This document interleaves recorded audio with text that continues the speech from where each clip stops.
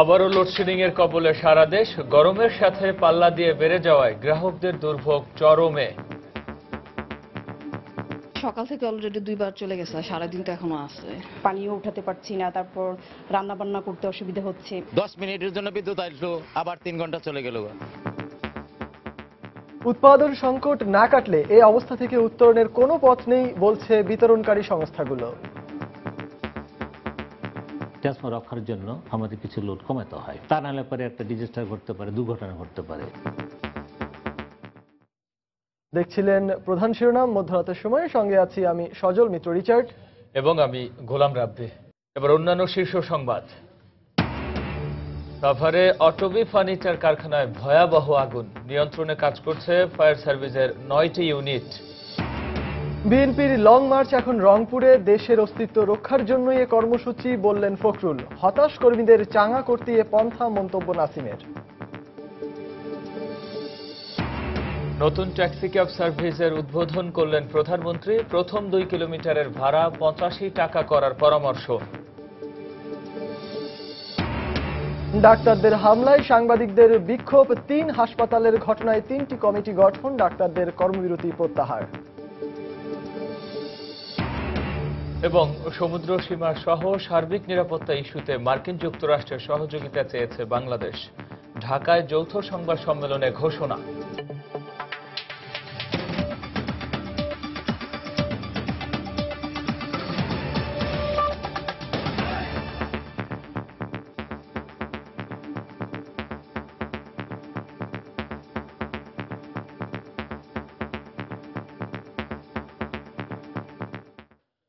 সাভারের আক্রাইলে অটোবি ফার্নিচার কারখানায় ভয়াবহ অগ্নিকাণ্ডের ঘটনা ঘটেছে। রাত 10টার দিকে আগুনের সূত্রপাত হয়। আগুন নিয়ন্ত্রণে কাজ করছে ফায়ার সার্ভিসের 9টি ইউনিট। এই মুহূর্তে ঘটনাস্থলে আছেন আমাদের রিপোর্টার মোজাফফর হোসেন জয়। সেখানকার সর্বশেষ অবস্থা জানতে আমরা এখন টেলিফোনে কথা বলছি জয়ের সঙ্গে। জয়, রাব্বি শুনতে পাচ্ছি। জয়, ফায়ার সার্ভিসের কার্যক্রম কেমন দেখছেন? এখানে রাব্বি প্রথমে 5টি ইউনিট এবং এরপরে আরো 4টি ইউনিট, মোট 9টি ইউনিট কাজ করছে। ফায়ার সার্ভিস প্রাণবন্ত চেষ্টা করে যাচ্ছে আগুন নিয়ন্ত্রণের, কিন্তু এখনো পর্যন্ত আগুন নিয়ন্ত্রণে আনতে পারেনি। কারখানার প্রায় সমস্ত এলাকা জুড়েই আগুন ছড়িয়ে পড়েছে। আগুনের লেলিহান শিখা আকাশ চুম্বির দিকে ধাবিত হচ্ছে। আর এখানেই কথা হয়েছে আপনার অগ্নি নির্বাপক সংস্থার উপব্যবস্থাপক পরিচালক মামুন মাহমুদ। তিনি জানিয়েছেন যে তারা প্রাণবন্ত চেষ্টা করে যাচ্ছেন, তবে পানির সংকট অনেকটাই এখানে তাদেরকে কষ্ট করতে হচ্ছে আগুন নিভানোর জন্য। রাব্বি, জয়, ফায়ার সার্ভিসের যারা কর্মরত রয়েছেন তাদের কারোর সঙ্গে আপনার কথা হয়েছে?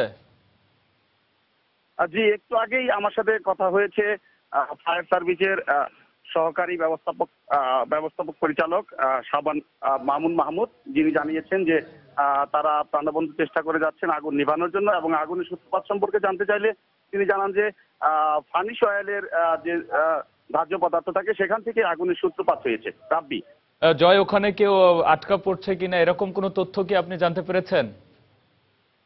এখানে যতটুকু আমি জানতে পেরেছি, স্থানীয় লোকজনরা জানিয়েছে যে প্রাথমিক অবস্থায় যখন আগুনের সূত্রপাত হয় তখন এইখানে যারা কাজ করছিলেন তারা অনেকেই বেরিয়ে আসছিলেন এবং এই সময় অনেকে আহত হয়। তবে ভিতরে কেউ আটকা পড়েছে কিনা এখনো পর্যন্ত এটা জানতে পারিনি। রাব্বি, জয়, আপনাকে ধন্যবাদ। দর্শক, সাভারের একটি অগ্নিকাণ্ডের খবরের বিষয়ে জানাচ্ছিলেন আমাদের রিপোর্টার মোজাফফর আহমেদ জয়। তিস্তার পানি ন্যায্য হিস্সা আদায়ে জনগণকে ঐক্যবদ্ধ হওয়ার আহ্বান জানালেন বিএনপির ভারপ্রাপ্ত মহাসচিব মির্জা ফখরুল ইসলাম আলমগীর। বললেন, জনগণের ভোটে নির্বাচিত সরকার ছাড়া মিলবে না এ সমস্যার সমাধান।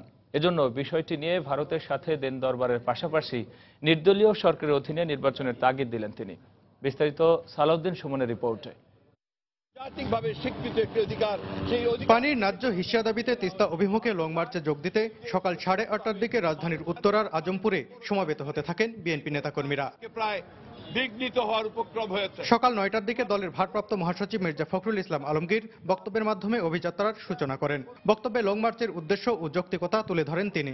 কারো বিরুদ্ধে নয়, ভারতের বিরুদ্ধে নয় বা সরকারের বিরুদ্ধে নয়, আমরা এই লং মার্চ করছি আমাদের জনগণের জীবনকে রক্ষা করতে, আমাদের কৃষিকে রক্ষা করতে, আমাদের অর্থনীতিকে রক্ষা করতে, আমাদের বাংলাদেশের অস্তিত্বকে রক্ষা করতে। ঢাকার বাইরে প্রথম পথসভা অনুষ্ঠিত হয় গাজীপুরের কালিয়াকৈরে, এরপর টাঙ্গাইল বাইপাস ও সিরাজগঞ্জের কড্ডার মোড়ে।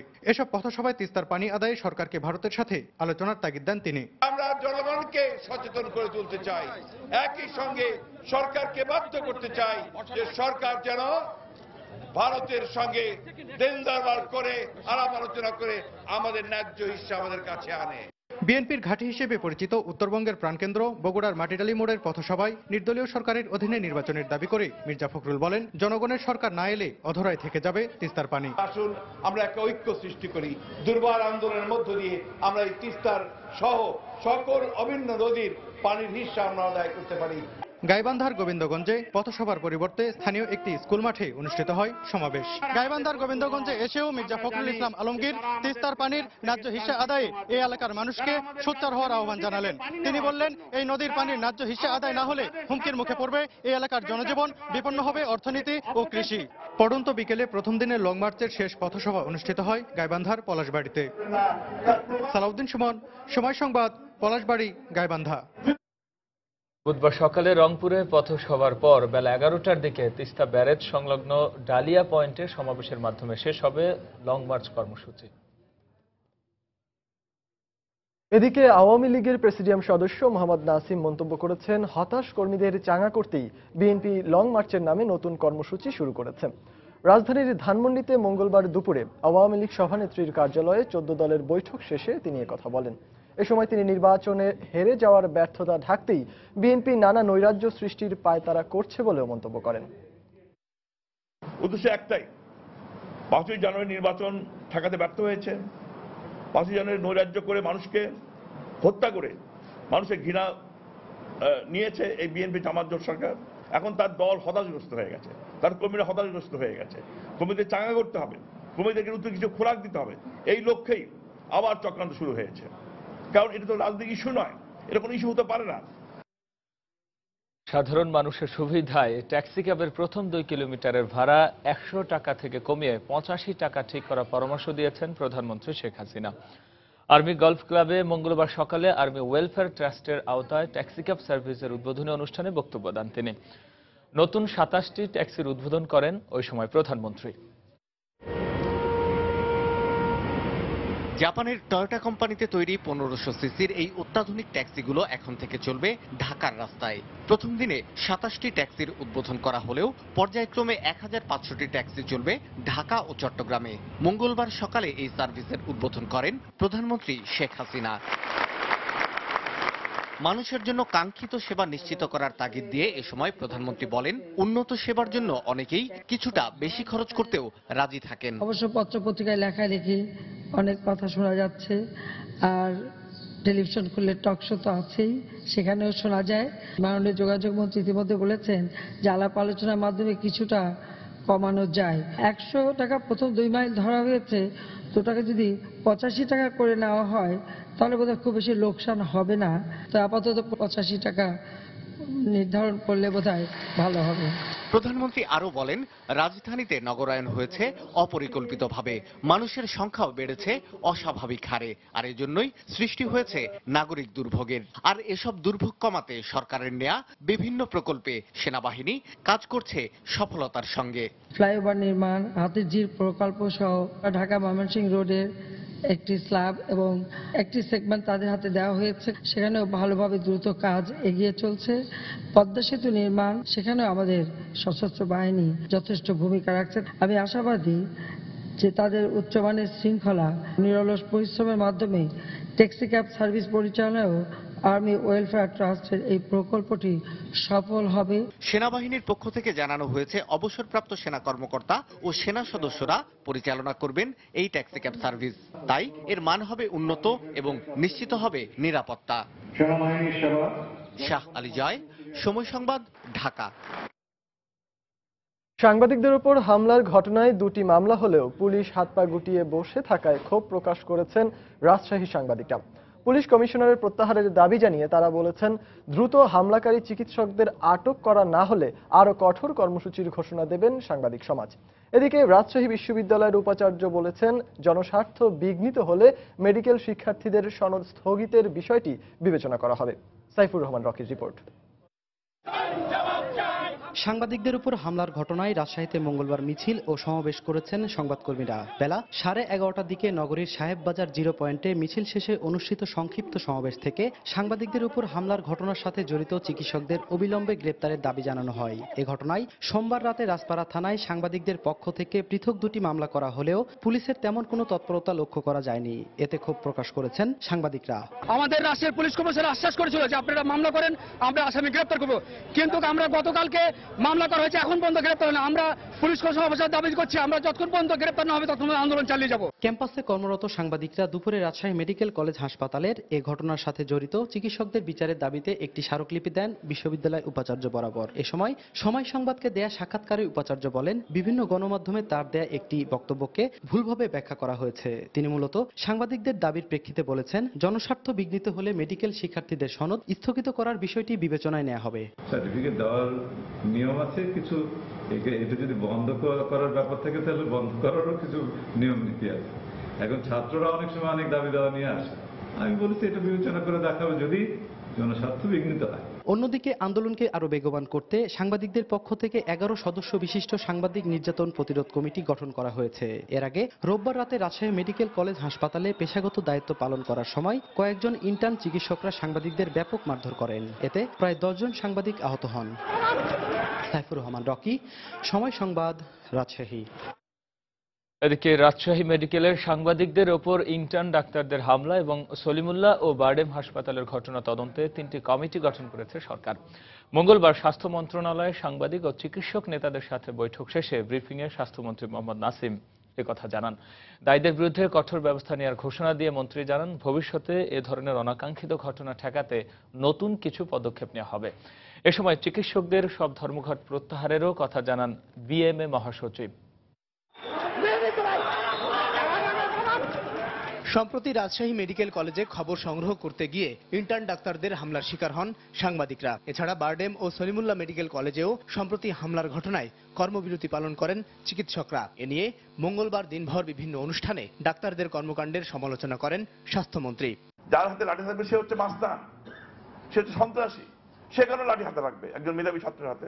স্বাস্থ্যসেবা ক্ষেত্রে কোনো দলাদলি রাজনীতি থাকা উচিত নয়। একসাথে কাজ করি আসুন। রাজনীতি হবে, মারামারি হবে, রক্তপাত হবে, এটা আমি চাই না।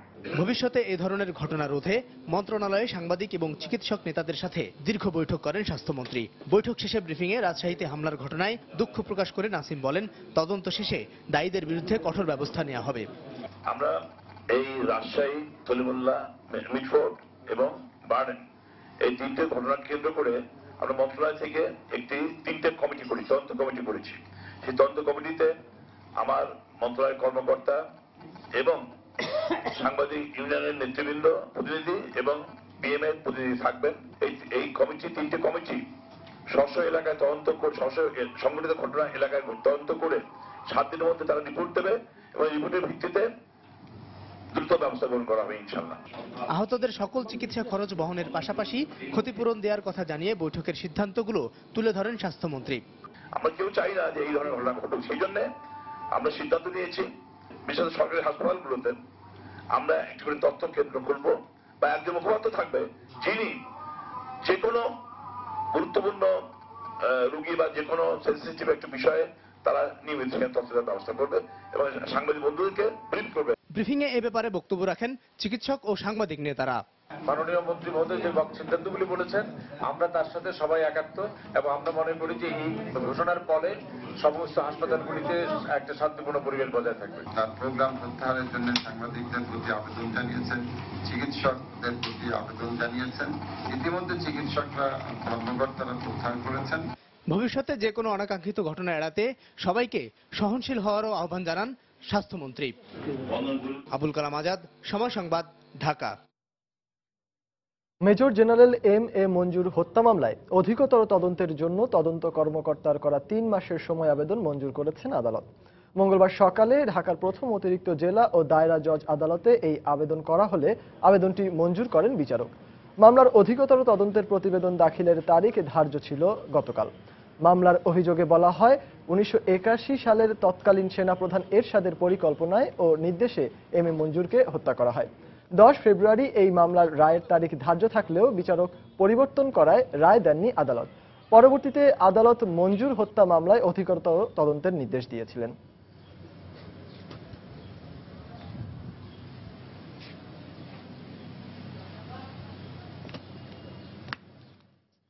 যে পরিবারবর্গ আছে তাদের সাথে সে যোগাযোগ করবেন এবং তথ্য উদ্ঘাটিত হবে।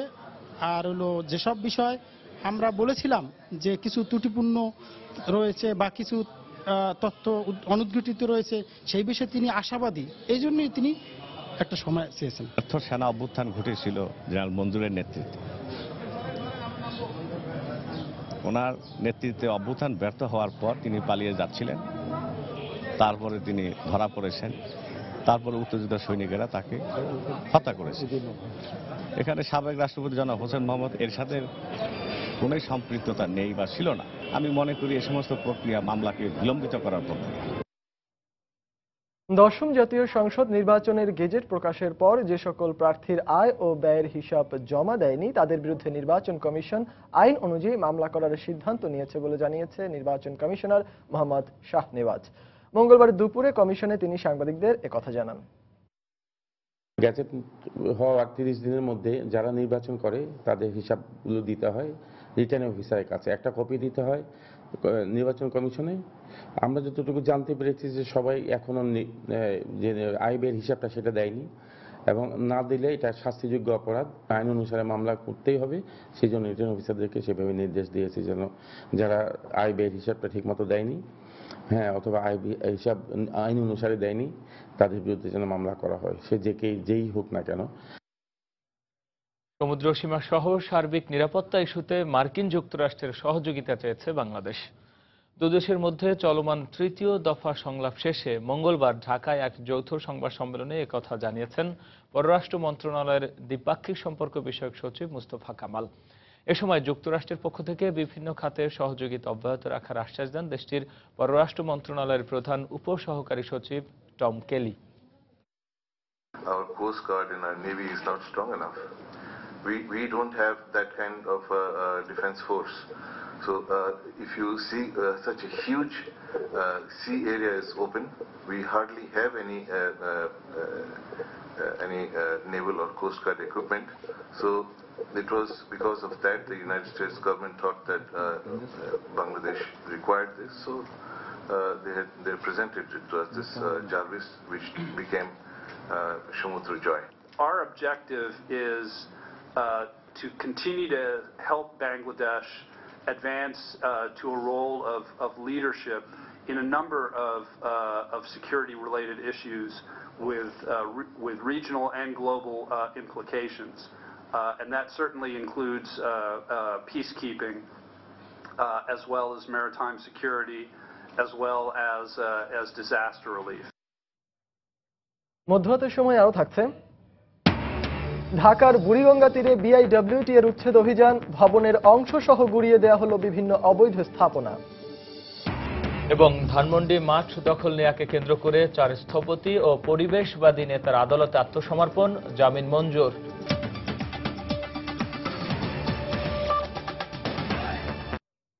এবার লোডশেডিং নিয়ে সময়ের বিশেষ আয়োজন। আবারও লোডশেডিং এর কবলে পড়েছে সারা দেশ। গরমের সঙ্গে পাল্লা দিয়ে এই লোডশেডিং বেড়ে যাওয়ায় গত কদিন ধরেই চরম দুর্ভোগ পোহাতে হচ্ছে গ্রাহকদের। উৎপাদন সংকটকে এর মূল কারণ উল্লেখ করে বিতরণকারী সংস্থাগুলো বলছে, বিদ্যুতের পর্যাপ্ত সরবরাহ নিশ্চিত করতে না পারলে এই অবস্থা থেকে উত্তরণের আর কোনো পথ নেই। দেবাশিস রায় রিপোর্ট। আজকে সকাল থেকে অলরেডি 2 বার চলে গেছে, সারাদিন তো এখনো আছে। রান্না, ফুটানো পানি কিছু আমরা করতে পারি না। পানি দিবে কিভাবে? কারেন্ট না থাকলে তো পানি উঠানো যায় না। ক্ষোভের সাথে এসব কথা বলছিলেন রাজধানীর শেওড়াপাড়ার এই 2 বাসিন্দা। গ্রীষ্মকালের দেখা মিলতে না মিলতেই নগরীতে আবারও ফিরছে লোডশেডিং। কোনো কোনো এলাকায় দিনে 3 থেকে 4 বার পর্যন্ত লোডশেডিং এর বিড়ম্বনায় পড়তে হচ্ছে নগরবাসীকে। উষ্ণতা বেড়ে যাওয়ায় এই দুর্ভোগে ক্রমেই ক্ষুব্ধ হচ্ছেন ভুক্তভোগীরা। সারাদিন চাকরি বাকরি করে আসার পরে এখন যদি দেখি বাসায় এসে কারেন্ট নেই, তারপর পানি নেই, দেখা যাচ্ছে কারেন্ট না থাকার কারণে পানিও উঠাতে পারছি না, তারপর রান্না বান্না করতে অসুবিধা হচ্ছে। আমি বাড়িওয়ালা, আমার প্রায় 10 থেকে 15টা ফ্যামিলি থাকে, তো ওদের ঠিক মতো পানি দিতে পারছি না। লেখাপড়া, তারপরে আবার ছোট বাচ্চা ঘুমাইলে অনেক সময় দেখা যায় ইলেকট্রিসিটি চলে গেলে বাচ্চা ঘুম থেকে উঠে যাচ্ছে। গেল 3 দিনে পিডিবির বিদ্যুৎ উৎপাদনের হিসেব অনুযায়ী ঘাটতির পরিমাণ তুলনামূলক কম দেখানো হলেও বাস্তবতায় এর সত্যতা মিলেছে লোডশেডিং এর মাধ্যমে। এদিকে বিতরণকারী প্রতিষ্ঠানগুলো সমস্যা স্বীকার করে সাময়িক আশ্বাস দিয়ে বলছে, অতিরিক্ত গরমে উৎপাদন যন্ত্রের ত্রুটির ফলেই এই ঘাটতি। ট্রান্সফর্মার রক্ষার জন্য আমাদের কিছু লোড কমাতে হয়, তা নাহলে পরে একটা ডিজাস্টার ঘটতে পারে, দুর্ঘটনা ঘটতে পারে। এই দুর্ঘটনা এড়াইতে গিয়ে লোডশেড করার ছাড়া উপায় থাকে না। আমাদের চাহিদা মতো বিদ্যুৎ পাচ্ছি না মেইনলি। আর সেকেন্ডলি হচ্ছে ইন্টারাপশনের জন্য কিছু কিছু জায়গায় আপনার বিদ্যুৎ সরবরাহ বিঘ্ন ঘটছে। সন্ধ্যা 8টার সময় সকল দোকানপাট বন্ধ করে দিতে হবে। তো আমরা দেখেছি কিছু কিছু দোকানপাট বন্ধ করা হচ্ছে না, দেখি একেবারেই ওনারা প্রতিপালন করছেন না। সেই জন্য আমাদের যে পদক্ষেপ নেওয়া দরকার, পরবর্তী পদক্ষেপ নেওয়া মানে বিদ্যুৎ লাইনও কেটেও দিতে পারি। এছাড়াও বিদ্যুতের উৎপাদন নিরবচ্ছিন্ন রেখে এর অপচয় রোধ করতে না পারলে এই সমস্যার স্থায়ী সমাধান সম্ভব নয় বলেও জানান তারা। দেবাশিস রায়, সময় সংবাদ, ঢাকা। লোডশেডিং নিয়ে আরেকটি রিপোর্ট রয়েছে সংবাদের পরের অংশে। রাজধানীর শ্যামবাজার এলাকায় বুড়িগঙ্গার তীরে অবৈধ স্থাপনা উচ্ছেদে অভিযান চালিয়েছে বিআইডব্লিউটিএ। মঙ্গলবার সকালে একজন নির্বাহী ম্যাজিস্ট্রেটের নেতৃত্বে এই অভিযান চালানো হয়। ঢাকার চারপাশের নদীর তীর থেকে অবৈধ স্থাপনা উচ্ছেদের জন্য human rights piece for Bangladesh নামের একটি মানবাধিকার সংগঠন 2009 সালে উচ্চ আদালতে রিট আবেদন করে। এর পরিপ্রেক্ষিতে আদালত নদীর তীরে স্থাপনা উচ্ছেদের জন্য বিআইডব্লিউটিকে নির্দেশনা দেন। আদালতের এই আদেশের পর 2010 সাল থেকেই ঢাকা জেলা প্রশাসনের সহায়তায় বিভিন্ন নদীর তীরে উচ্ছেদ অভিযান চালায় বাংলাদেশ নৌবন্দর কর্তৃপক্ষ। এরই ধারাবাহিকতায় সকালে শ্যামপুর এলাকায় ছোট বড় প্রায় 50টি অবৈধ স্থাপনা উচ্ছেদ করে কর্তৃপক্ষ।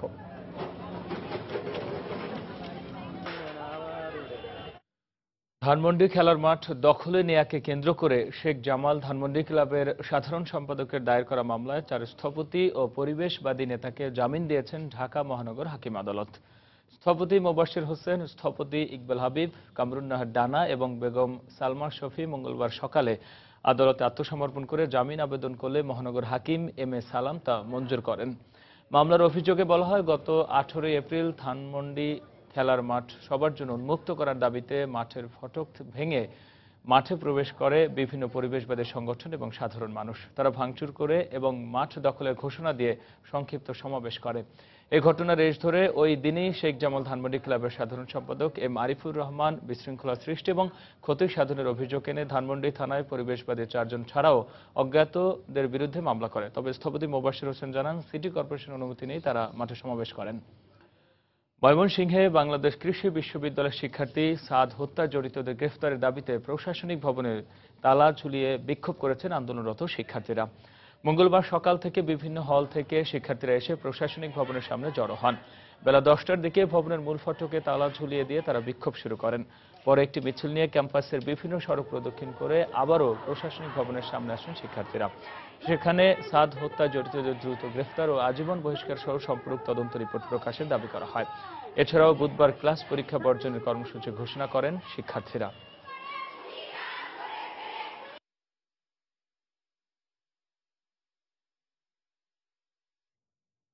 মধ্যরাতের সময় আরো থাকছে চ্যাম্পিয়ন্স লিগের প্রথম সেমিফাইনালে কিছুক্ষণের মধ্যে চেলসির বিপক্ষে মাঠে নামছে অ্যাটলেটিকো মাদ্রিদ।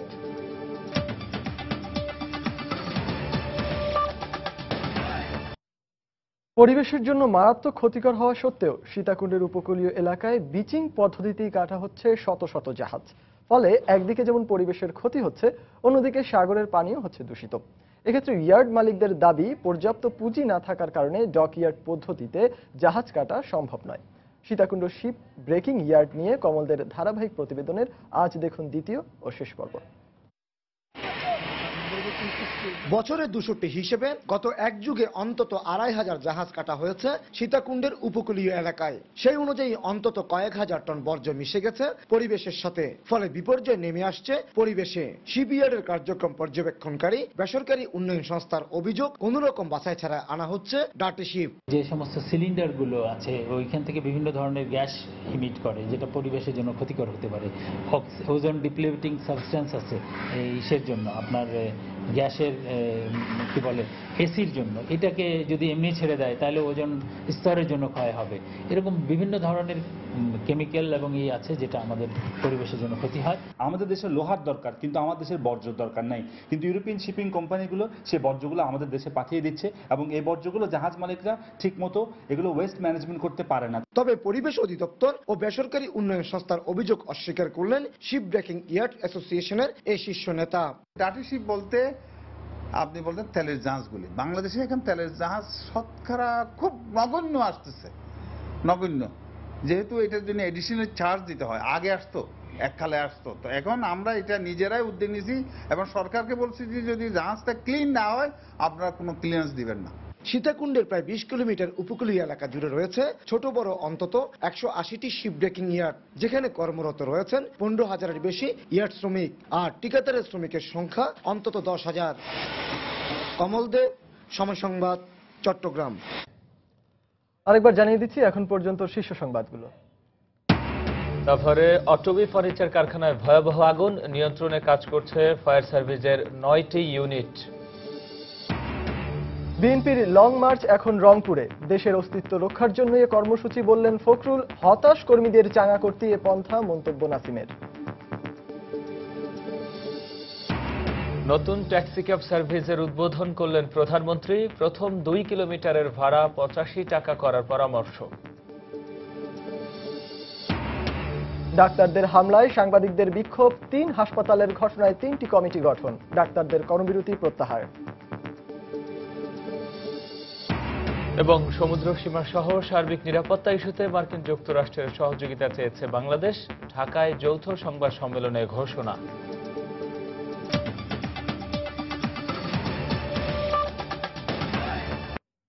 $2,072 কোটি 53 লাখ টাকা ব্যয়ে 5টি প্রকল্পের অনুমোদন দেওয়া হয়েছে জাতীয় অর্থনৈতিক পরিষদ একনেকে।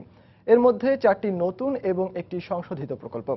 মঙ্গলবার দুপুরে প্রধানমন্ত্রী শেখ হাসিনার সভাপতিত্বে এই বৈঠকে সবচেয়ে বেশি বরাদ্দ দেওয়া হয়েছে ডিজিটাল বাংলাদেশের জন্য এনজিও ভিত্তিক টেলিকমিউনিকেশন নেটওয়ার্ক স্থাপন প্রকল্পে। 1,863 কোটি 15 লাখ টাকার এ প্রকল্পে সরকার 407 কোটি 94 লাখ টাকা অর্থায়ন করবে। বাকি টাকা চীন সরকার প্রকল্প সাহায্য হিসেবে দেবে। এছাড়া আশুলিয়ায় আহসানিয়া মিশন ক্যান্সার হাসপাতালের জন্য 100 কোটি টাকা বরাদ্দ দেওয়া হয়েছে। এতে সরকার 60 কোটি টাকা এবং সংস্থাটির নিজস্ব তহবিল থেকে বাকি অর্থ দেওয়া হবে। ভারতের সাথে বাংলাদেশের বাণিজ্য সুবিধা বাড়াতে দুদেশের মধ্যে কন্টেইনার ট্রেন চালু, ভারতের বিভিন্ন রাজ্যে দূতাবাস খোলা সহ বিভিন্ন উদ্যোগ নেওয়া হয়েছে বলে জানিয়েছে পররাষ্ট্র প্রতিমন্ত্রী শাহরিয়ার আলম। মঙ্গলবার বিকেলে রাজধানীর একটি হোটেলে বেসরকারি গবেষণা সংস্থা সিপিডির আয়োজনে ভারত বাংলাদেশের দ্বিপাক্ষিক বাণিজ্য বিষয়ে আলোচনা সভায় তিনি একথা বলেন। অনুষ্ঠানে আলোচকরা গ্যাস, বিদ্যুৎ সমস্যা, রপ্তানি পণ্যের স্বল্পতা, নেতৃত্বের অভাবের কারণে ভারতের সাথে বাংলাদেশের বাণিজ্য পিছিয়ে থাকার কারণ হিসেবে চিহ্নিত করেন। ব্যবসা বাড়ানোর জন্য একটা কন্টেইনার ট্রেন সার্ভিসের ব্যাপারে কিন্তু আলাপ আলোচনা হয়েছে। আমরা দুপক্ষই একমত হয়েছি যে আমরা এটা নিয়ে প্রয়োজনীয় যে স্টাডি করা উচিত সেই স্টাডিগুলি করব এবং গুয়াহাটিতে আমরা একটা ডেপুটি হাই কমিশন ওপেন করতে যাচ্ছি এবং সে ব্যাপারে প্রয়োজনীয় অনুমতির অপেক্ষায় ভারত সরকারের বা সম্মতির অপেক্ষায় আমরা আছি। এবং শুধু তাই নয়, আপনারা জানেন গত 1.5 বছরে আমরা মুম্বাইতে বাংলাদেশের হাই কমিশনে একটা ডেপুটি হাই কমিশন ওপেন করা হয়েছে এবং একই সাথে গুয়াহাটির পাশাপাশি আমরা চেন্নাইতেও একটা high commission, deputy high commission বা একটা অ্যাসিস্ট্যান্ট হাই কমিশন ক্যাপাসিটি একটা অফিস করার জন্য ভারত সরকারের সম্মতির অপেক্ষায় আছি। ইসলাম ও দেশের স্বার্থে আলেমদের রাজনীতির হাল ধরতে হবে বলে জানিয়েছেন জমিয়তে উলামায়ে ইসলামী বাংলাদেশের নেতৃবৃন্দ। মঙ্গলবার বিকালে প্রেস ক্লাব মিলনায়তনে ইসলামী ঐক্যজোট ও খেলাফত মজলিসের বিভিন্ন পর্যায়ের নেতাকর্মীদের জমিয়তে উলামায়ে ইসলাম বাংলাদেশে যোগদান অনুষ্ঠানে কথা জানান নেতারা। তবে যোগদানকারী নেতাদের বেশিরভাগই হেফাজতে ইসলামের বিভিন্ন পদে রয়েছেন। এ সময় ইসলামী ঐক্য জোটের ভাইস চেয়ারম্যান ও হেফাজতে ইসলাম ঢাকা মহানগরীর সদস্য সচিব মাওলানা জুনায়েদ আল হাবিব বলেন, আমাদের একজনের আরেকজনের বিরুদ্ধে কোনো বিদ্বেষ নাই। ইসলামের বিজয় না হওয়া পর্যন্ত আমাদের ঐক্যবদ্ধভাবে কাজ করতে হবে।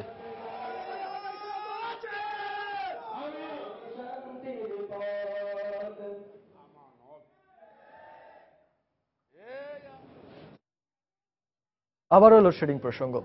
বিদ্যুৎ সংকটে শিল্প উৎপাদনে মারাত্মক ধস নেমেছে বন্দরনগরী চট্টগ্রামে। ব্যবসায়ীরা বলছেন, বিদ্যুতের অভাবে প্রতিদিন কয়েকশো কোটি টাকা লোকসান গুনতে হচ্ছে তাদের।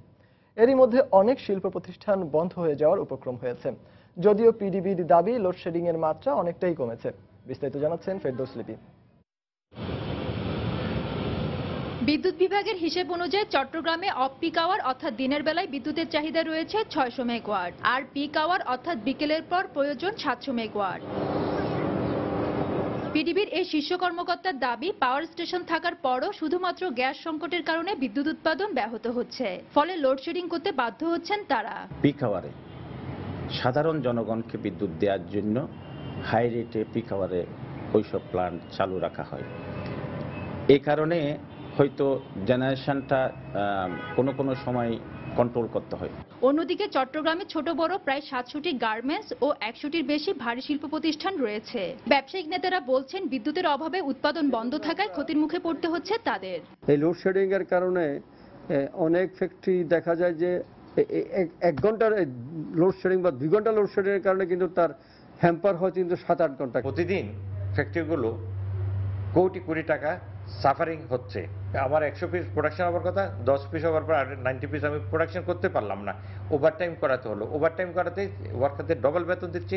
তবে বিদ্যুৎ, জ্বালানি ও খনিজ সম্পদ বিষয়ক সংসদীয় কমিটির এই সদস্য জানান, চট্টগ্রামে আরও কিছু বিদ্যুৎ কেন্দ্র উৎপাদনের অপেক্ষায় আছে। এগুলো চালু হলে এই সংকট কেটে যাবে। বিদ্যুৎ উৎপাদন এখন আপনার অ্যারাউন্ড 11,000 মেগাওয়াট। এটাকে 15,000 মেগাওয়াটে আগামী 5 বছরের মধ্যে সেটাকে সম্পন্ন করার যে লক্ষ্য, সেটি অর্জিত হবে। চট্টগ্রামে সরকারি বেসরকারি মিলিয়ে মোট 10টি বিদ্যুৎ উৎপাদন কেন্দ্র রয়েছে। এর মধ্যে বর্তমানে একটিতে উৎপাদন বন্ধ রয়েছে, তবে বাকি 9টিতে প্রায় 720 মেগাওয়াট বিদ্যুৎ উৎপাদন হচ্ছে। ফেরদৌস লিপি, সময় সংবাদ, চট্টগ্রাম। ইউনিলিভার বাংলাদেশ লিমিটেডের উদ্যোগে ডাভ প্যাচেস ক্যাম্পেইন অনুষ্ঠিত হয়েছে।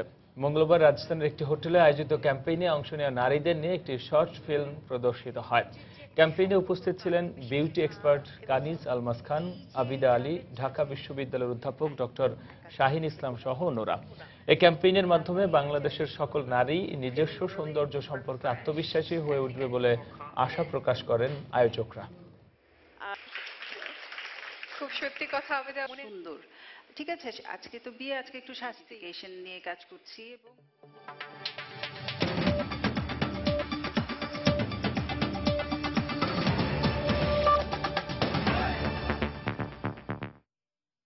ইরাকের বিভিন্ন স্থানে বোমা বিস্ফোরণ ও অন্যান্য হামলায় 33 জন নিহত হয়েছে।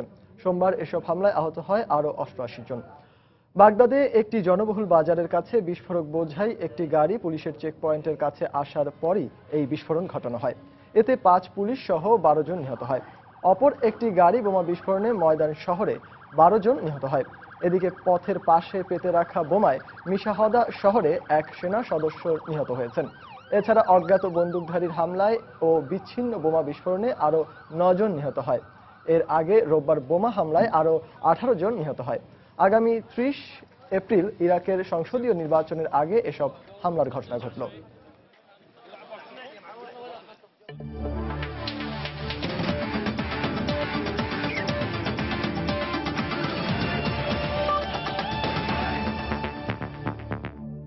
চ্যাম্পিয়ন্স লিগ ফুটবলের খবর। চলতি আসরের প্রথম সেমিফাইনালে আজ রাতে চেলসির বিপক্ষে মাঠে নামছে অ্যাটলেটিকো মাদ্রিদ। বার্সেলোনাকে হারিয়ে সেমিফাইনাল নিশ্চিত করা অ্যাটলেটিকো আছে দারুণ ফর্মে। অন্যদিকে ঘরোয়া লীগ শিরোপা জয়ের রেসে কিছুটা পিছিয়ে পড়লেও হোসে মরিনহোর দল চেলসিও জয়ের ব্যাপারে আত্মবিশ্বাসী। ভিসেন্তে ক্যালদেরন খেলাটি শুরু হবে বাংলাদেশ সময় রাত 1:45। স্পেশাল ওয়ান 2004 সালে পর্তুগিজ ক্লাব পোর্টোকে ইউএফএ চ্যাম্পিয়ন্স লিগ শিরোপা জিতিয়ে চেলসিতে এসে ফুটবল বিশ্বকে নিজের পরিচয়টা এভাবেই দিয়েছিলেন হোসে মরিনহো। এরপর স্ট্যামফোর্ড ব্রিজে 3 বছর পার করে ইন্টার মিলান, রিয়াল মাদ্রিদ ঘুরে আবারও চেলসিতে মরিনহো আছেন আলাদা 3টি ক্লাবের হয়ে চ্যাম্পিয়ন্স লিগ জয়ের নতুন ইতিহাস গড়ার অপেক্ষায়। তবে অ্যাটলেটিকোর বিপক্ষে মাঠে নামার আগে খুব একটা সুবিধাজনক অবস্থানে নেই ব্লুজরা। গেল ম্যাচে সান্ডারল্যান্ডের বিপক্ষে হারায় দীর্ঘ 77 ম্যাচ পর ঘরের মাটিতে হারে 7 পান মরিনহো। এছাড়া ইনজুরির কারণে অ্যাটলেটিকোর বিপক্ষে মাঠে নাও নামতে পারেন ডিফেন্ডার ইভানোভিচ ও মিডফিল্ডার ইডেন হ্যাজার্ড। তারপরও ইতো, ল্যাম্পার্ড, অস্কার ও সাবেক অ্যাটলেটিকো স্ট্রাইকার তোরেসকে নিয়েই প্রতিপক্ষকে বধ করার ছক কষছেন মরিনহো। তবে রিয়াল মাদ্রিদের ম্যানেজার থাকাকালীন নিজের শেষ ম্যাচে অ্যাটলেটিকোর কাছে হারায় এই ম্যাচটি মরিনহোর জন্য যেমন প্রতিশোধ নেবার তেমনি মাইলফলক স্পর্শেরও। কেননা এই ম্যাচ দিয়েই স্যার অ্যালেক্স ফার্গুসনকে পেছনে ফেলে ম্যানেজার হিসেবে চ্যাম্পিয়ন্স লিগের সর্বোচ্চ 8টি সেমিফাইনালে দায়িত্ব পালনের রেকর্ডটা নিজের করে নেবেন মরিনহো।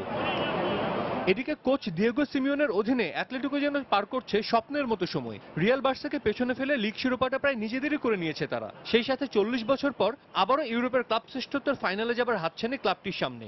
দারুণ সময় পার করা ক্লাবটির ম্যানেজার এবং খেলোয়াড়রা সবাই বেশ উজ্জীবিত। দলের নতুন কোনো ইনজুরি সমস্যা নেই। ডিয়েগো কস্তাকে নিয়ে সংশয় থাকলেও গেল ম্যাচে সর্বে ফিরেছেন তিনি। আর লিগের শেষ 8 ম্যাচে অপরাজিত থাকার পাশাপাশি নিজেদের মাঠে খেলা হওয়ায় বাড়তি আত্মবিশ্বাস নিয়ে মাঠে নামবে রোজি ব্ল্যাঙ্কোসরা। ইউরোপা লিগের শিরোপা দুবার জয়ের স্বাদ পেলেও চ্যাম্পিয়ন্স লিগ শিরোপাটা এখনো অধরাই রয়ে গেছে অ্যাটলেটিকোর। এবার কি পারবে অ্যাটলেটিকো, নাকি আবারও স্পেশাল ওয়ানের স্পেশাল শো দেখবে ফুটবল বিশ্ব?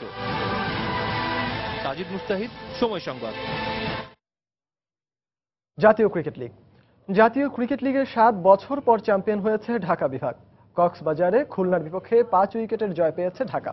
জাভারে সিলেট বিভাগকে 258 রানের বড় ব্যবধানে হারিয়েছে চট্টগ্রাম। আর চট্টগ্রামে ফরহাদ রেজা ও সাব্বির রহমানের ব্যাটিং দৃঢ়তায় ঢাকা মেট্রোকে 4 উইকেটে হারিয়েছে রাজশাহী। আরেক ম্যাচে ফতুল্লায় বরিশালকে ইনিংস ও 25 রানে হারিয়েছে রংপুর বিভাগ। প্রথম ইনিংসে রংপুরের 543 রানের সংগ্রহকে টপকাতে দ্বিতীয় ইনিংসে বরিশালের প্রয়োজন ছিল 254 রান। তৃতীয় দিন সে লক্ষ্যেই 2 উইকেটে 133 রান নিয়ে দিন শেষ করে তারা। কিন্তু এদিন সোহরাওয়ার্দী শুভ জ্বলে উঠলে কপাল পড়ে বরিশালের। আগের দিনের অপরাজিত সালমান হোসেন 42 ও নুরুজ্জামান 30 রানে আউট হওয়ার পর কেবল সোহাগ গাজী করেন 61 রান। বাকিরা আর কেউ দলের হাল ধরতে না পারায় শেষ পর্যন্ত 229 রানে গুটিয়ে যায় বরিশাল। ফলে জয় নিয়ে মাঠ ছাড়ে রংপুর। এছাড়া এবারের জাতীয় লিগে সর্বোচ্চ পয়েন্ট নিয়ে 5ম শিরোপা জিতেছে ঢাকা বিভাগ।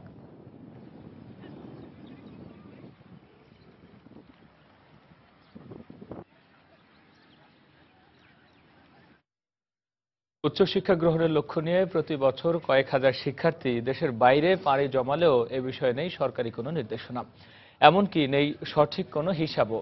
ব্যক্তিগত প্রচেষ্টায় বিদেশ যেতে একদিকে সব শিক্ষার্থীরা যেমন পড়ছেন নানা প্রতারণার ফাঁদে, একই সাথে বিদেশে পাড়ি দিয়ে ঝামেলায় পড়েও পাচ্ছেন না রাষ্ট্রীয় কোনো সহায়তা। বিশ্লেষকরা বলছেন বিভিন্ন দেশে কর্মক্ষেত্রের চাহিদা মাথায় নিয়ে পরামর্শ দিলে এটিও হতে পারে দেশের সমৃদ্ধির অন্যতম উৎস। সাজিদ চাজুর রিপোর্ট। ব্যাকগ্রাউন্ড আমার সায়েন্স রিলেটেড যে কোনো একটা সাবজেক্টে পড়ালেখা করব, পাশাপাশি পার্ট টাইম জব তো মাস্ট। বাইরের দেশে যে যেভাবে পড়ায় ওদের প্র্যাকটিক্যাল নলেজ অনেক বেশি, যার ফলে তারা ডেভেলপ করে বেশি, এবং আমি সেটাই কাজে লাগাতে চাই। সেশন জট, রাজনৈতিক অস্থিতিশীলতা আর শিক্ষা জীবন শেষে চাকরির নিশ্চয়তা না থাকায় ভালো কিছু করার এমন স্বপ্ন নিয়ে প্রতি বছর বিদেশে পাড়ি জমায় বিপুল সংখ্যক শিক্ষার্থী। তবে এক্ষেত্রে যেমন ভিসা প্রসেসিং কিংবা ব্যাংক লোন সুবিধার মতো সরকারি সহায়তা নেই, তেমনি বিভিন্ন এজেন্সির সহায়তা নিতে গিয়েও হতে হয় ভোগান্তির শিকার। আমি টাকা পয়সা জমা দিয়ে দেওয়ার পর তারপর হয়নি, এটা তারপরে ওনারা বলতেছে যে আপনি যেহেতু হয়নি তাহলে আপনি অন্য কোনো ক্রান্তিতে ট্রাই করেন। এজেন্সির মাধ্যমে যাইতে হলে আমার 4 লাখ 5 লাখ টাকা দিতে হচ্ছে। আমাদের মতন আত্মীয় অবস্থা অনেক দুর্বল, তাদের পক্ষে এই 4-5 লাখ টাকা জোগাড় করা একজন ছেলের বাবার হিসেবে অনেক কষ্ট হয়। অনেকে আবার স্টুডেন্ট ভিসা নিয়ে বিদেশ গিয়ে কাজ শুরু করায় ব্যক্তিগতভাবে ক্ষতিগ্রস্ত হন এবং সেই সঙ্গে নষ্ট হয় দেশের সুনামও। শিক্ষার নামে দেশের বাইরে যাওয়া বন্ধে কোনো পদক্ষেপ আছে কিনা জানতে চাইলে প্রবাসী কল্যাণমন্ত্রী এর দায়িত্ব চাপালেন গণমাধ্যমের উপরই। যাও ক্যামেরা নিয়ে মালয়েশিয়ার ট্রিপে যে ফটো তুলো, এগুলো ছাপাও খবরের কাগজে। তবে বিশ্লেষকরা বলছেন একটু উদ্যোগী হলেই এক্ষেত্রে সুপ্ত সম্ভাবনা কাজে লাগানো সম্ভব। বড় বড় বিজ্ঞাপন দিচ্ছে, এরকম ভাবে বলছে লুক্রেটিভ, পড়তে আসুন, ওইগুলি জায়গায় আমরা কোথায় কাজ করছি? মাইগ্রেশন আমি বন্ধ করতে বলবো না, আমি বলবো এই মাইগ্রেশনটা যাতে ঠিকমতো হতে পারে, সুতরাং এডুকেশন সিস্টেমটাকে ঢেলে সাজাতে হবে। কারণ আমার দেশের যে ব্যাপক জনসংখ্যা, এই জনসংখ্যা দেশের ভেতরে যারা কাজ করবে তারাও দেশকে কন্ট্রিবিউট করবে, এদের এক অংশ যে বাইরে চলে যাবে সেও দেশকে কন্ট্রিবিউট করবে। একই সঙ্গে শিক্ষা জীবনের শুরু থেকেই মেধা এবং জাতীয় ও আন্তর্জাতিক চাহিদা অনুযায়ী বিষয় নির্বাচন করে শিক্ষা গ্রহণের উপর গুরুত্ব দিলেন এই বিশেষজ্ঞ। স্টুডেন্ট মাইগ্রেশনের নামে যে বিজ্ঞাপনগুলো হয় এইগুলো ধরবে কে? সাজিদ রাজু, সময় সংবাদ, ঢাকা। দর্শক, খবরের শুরুতে আমরা জানিয়েছিলাম যে সাভারের আক্রাইলে অটোবি ফার্নিচার কারখানায় আগুন লেগেছে, আর ওই আগুন নিয়ন্ত্রণে কাজ করছে ফায়ার সার্ভিসের 9টি ইউনিট। এই মুহূর্তে সেখানে আছেন আমাদের রিপোর্টার ওমর ফারুক। আমরা এখন সর্বশেষ পরিস্থিতি জানতে চলে যাচ্ছি ওমরের কাছে। ওমর,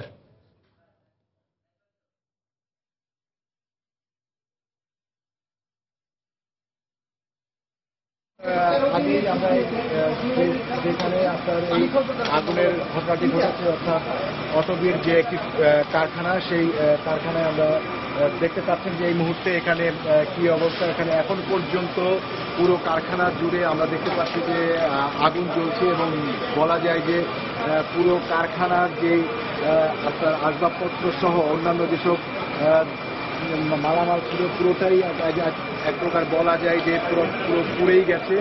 এবং এই মুহূর্তে আপনি দেখতে পাচ্ছেন যে এখনো পর্যন্ত দমকল বাহিনীর কর্মীরা ভিতরে কাজ করছিল এবং এখনো পর্যন্ত কারখানার ভেতরের বিভিন্ন জায়গায় আগুন জ্বলেই যাচ্ছে। আমি কিছুক্ষণ আগেই এই কারখানার একজন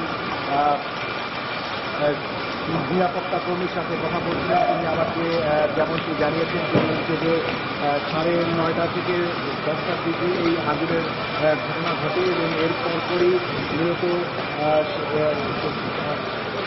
সাথে সাথেই ফ্যাক্টরিতে যারা ছিলেন তারাই আগুন নিয়ন্ত্রণের জন্য চেষ্টা করেন এবং পরবর্তীতে এখানে দমকলের কর্মীরা এসেছিলেন। এবং তবে দেখতে পাচ্ছেন যে একদম ফ্যাক্টরির ভেতরে যেই আগুন, সেই আগুনে ঢুকছে এবং দমকল বাহিনীর কর্মীরা আগুন নেভানোর কাজ করছেন। এবং এই ফ্যাক্টরির উপরে যে টিনের ছাউনি আছে, সেই ছাউনির অনেকটা অংশ আমরা দেখতে পাচ্ছি যে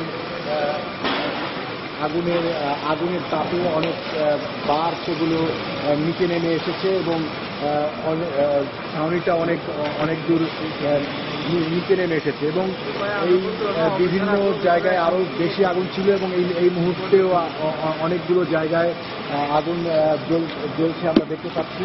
এই মুহূর্তে আমাদের পাশে আছেন একজন ফায়ার ব্রিগেডের সদস্য। আমরা তাকে জানতে চাইবো যে আপনারা কখন এসেছেন এবং কি অবস্থায় এসেছেন, এখন কি অবস্থা?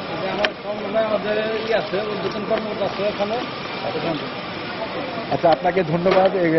উনি বলছিলেন যে ওনাদের ঊর্ধ্বতন কর্মকর্তা আছে এবং তার সাথে আমরা কথা বলার চেষ্টা করব। আমরা দেখি যে তাকে পাই কিনা। দর্শক, তিনি আসার আগ মুহূর্তে পর্যন্ত আমরা আপনাদেরকে এখানে যে ভেতরে যে আগুন নেভানোর কার্যক্রম চলছে, সেই আগুন নেভানোর যে দৃশ্য, সেই দৃশ্য আপনারা দেখতে পাচ্ছেন যে ভেতরে বিভিন্ন আসলে এত ধোঁয়া এবং এত তাপ, ভেতরে আসলে অনেক কিছুই